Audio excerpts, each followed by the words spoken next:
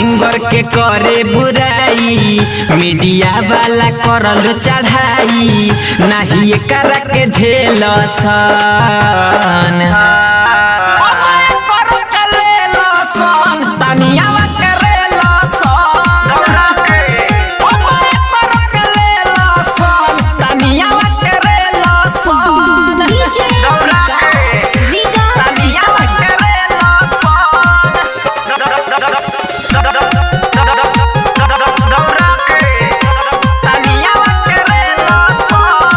गरी गोरौल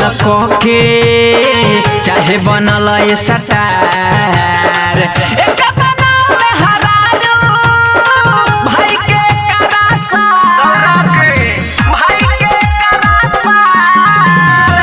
गरी गोरौल के चाहे बनल सटार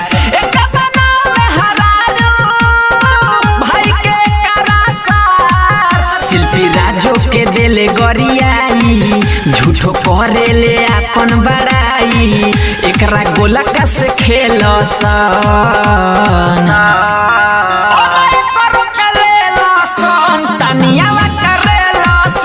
दौड़ा के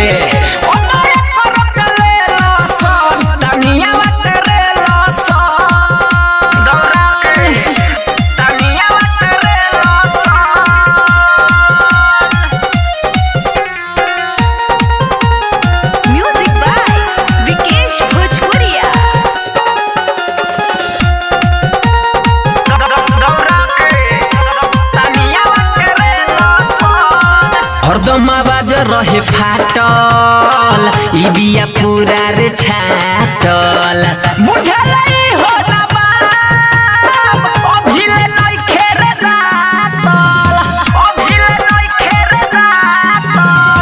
हरदम आवाज रहे फाटल ई बिया पूरा रे छाटल बुझलई हो ना बाप अभिले नई खेरे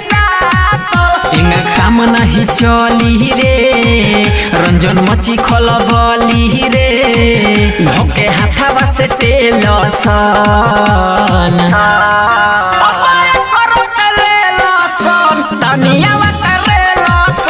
दौड़ा के